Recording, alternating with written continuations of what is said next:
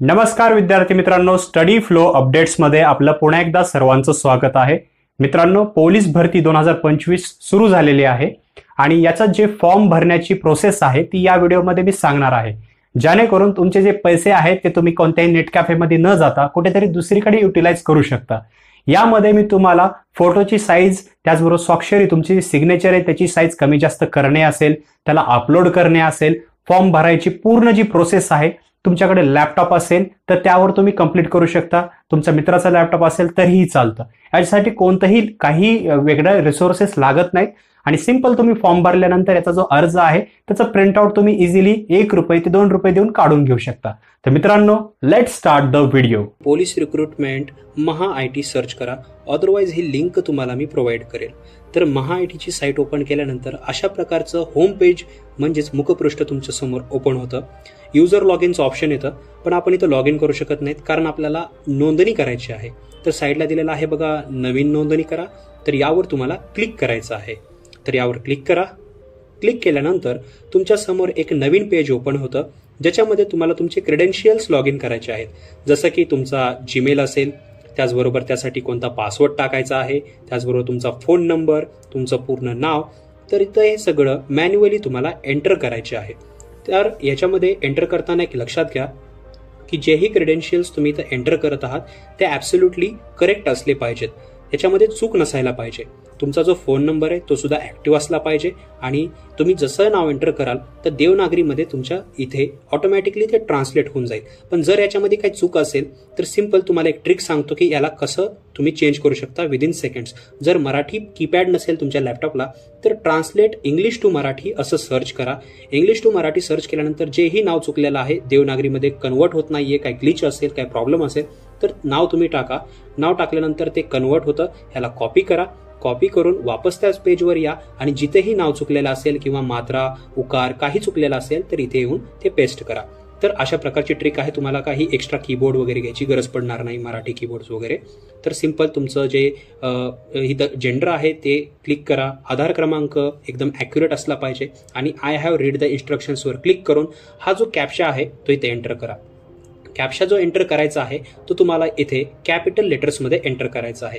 तर हा पूर्ण कॅप्शा आपण कॅपिटल लेटर्समध्ये ऑटोमॅटिकली इथे एंटर केला जातो. म्हणजे आपल्याला मॅन्युअली एंटर केला जातो पण ऑटोमॅटिकली ते कॅपिटलमध्येच तिथं एंटर होतो.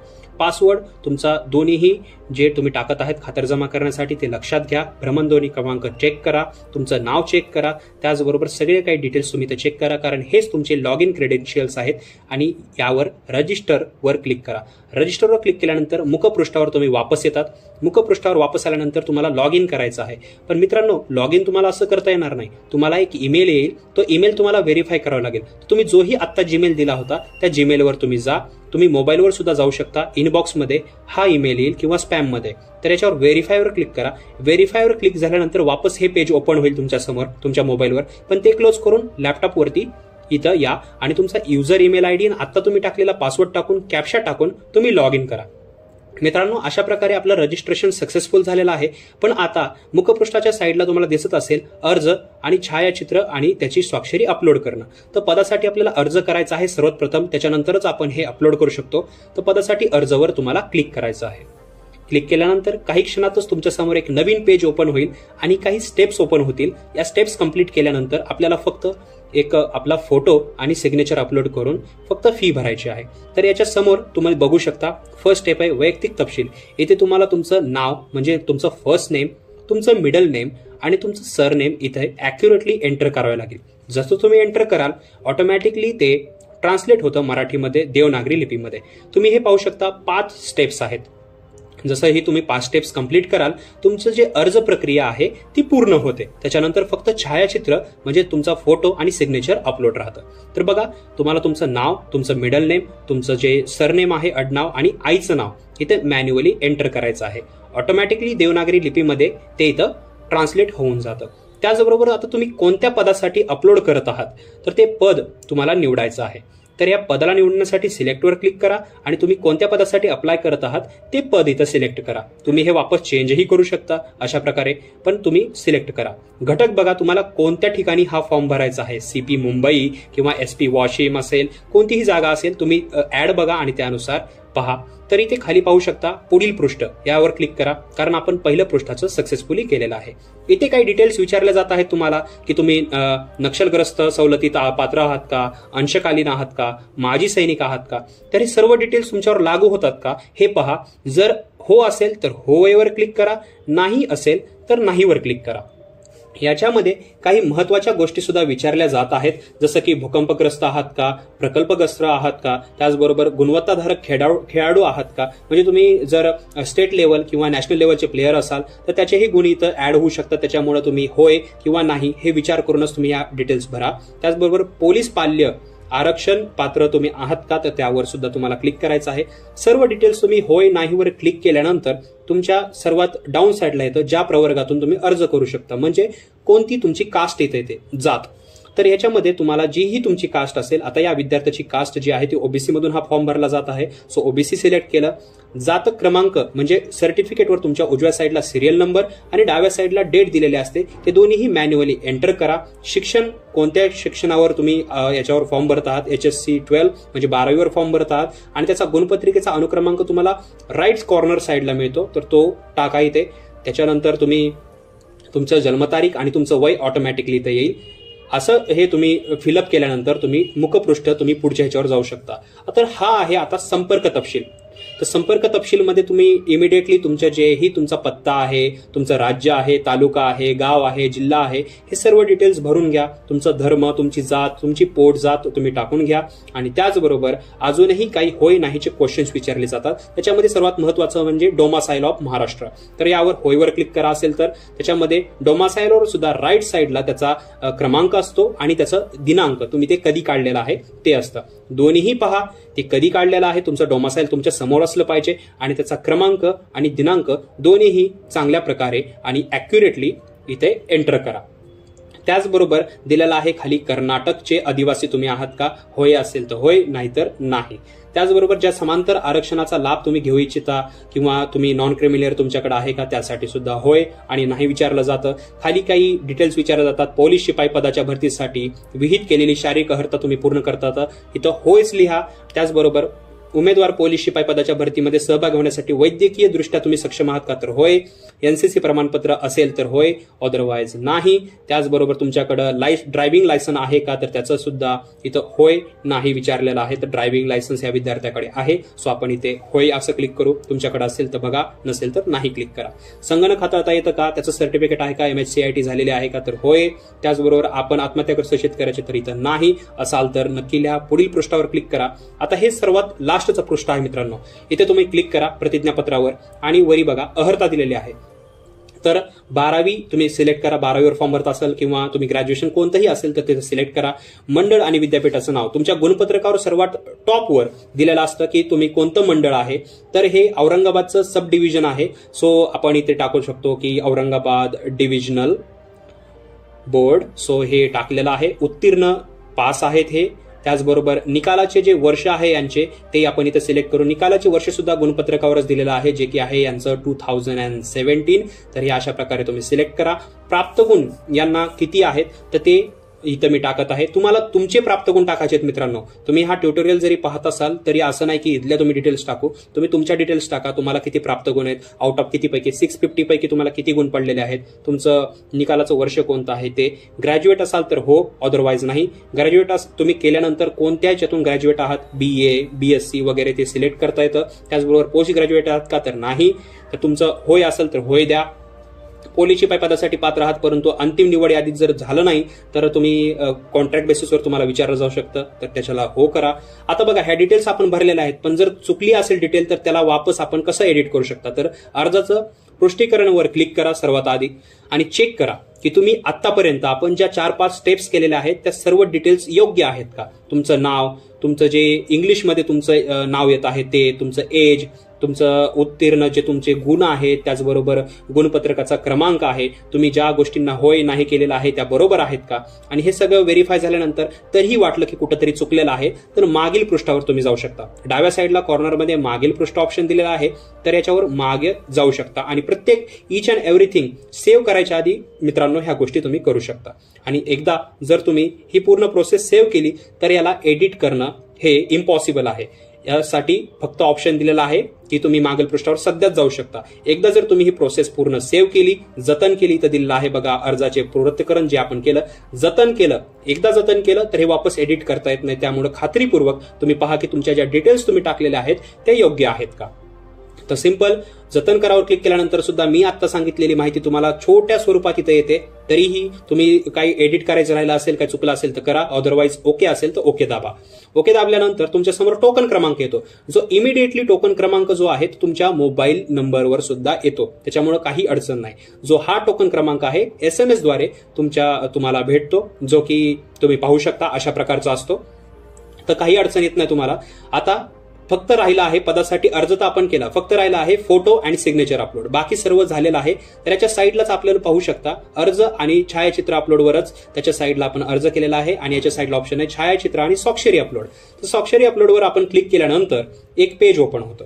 तर याच्यामध्ये आपल्याला फोटो आणि सिग्नेचर अपलोड करायचे आहे. फोटोची आणि सिग्नेचरची एक पर्टिक्युलर साईज असते केबीज मध्ये, त्याच्या कमी नसाय पाहिजे आणि जास्तही नसाय पाहिजे आणि त्याची हाईट ही नसाय पाहिजे जास्त.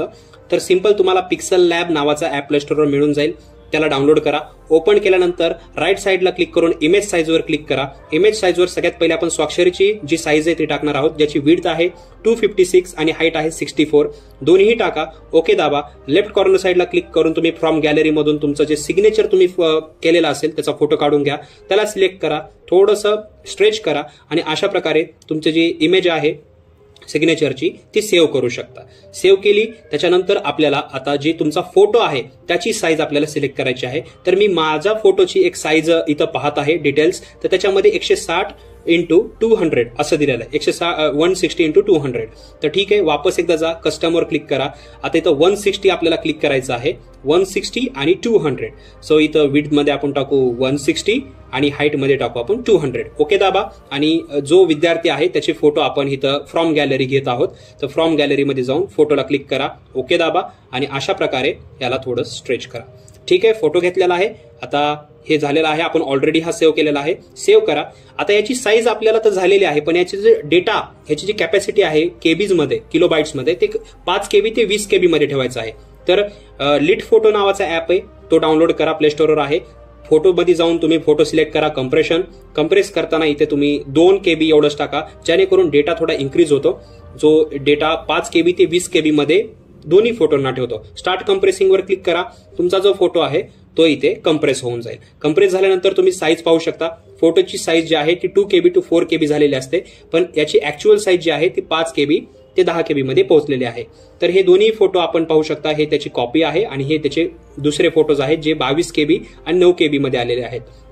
नाही जर झालं तरी वापस तीच प्रोसेस करा. सिंपली तुम्ही इथे 2 KB टाकू शकता. जर साईज नाही झाली, जर साईज तुमची पर्टिक्युलर रिमेन तीच राहिलेली असेल तर वापस एकदा इथं 10 टाकू शकता. वापस करा, डिटेल्समध्ये जा. तर बघा आता पाहू शकता की हा फोटो जो आहे तो 6 KBचा झालेला आहे, म्हणजे 5च्या कमी नाहीये आणि 20च्या जास्त नाहीये. 5 KBच्या कमी नसाय पाहिजे आणि 20 KBच्या जास्त नसाय पाहिजे. तर हे लक्षात ठेवा. तर वापस आपण हा फोटो आता व्हॉट्सअपवर पाठवू शकतो, पण जीमेलवर पाठवा, जेणेकरून हा डेटा कमी जास्त होणार नाही. व्हॉट्सअपवर इमेजची क्वालिटी ही कमी होते. तर हे एक नोट करा.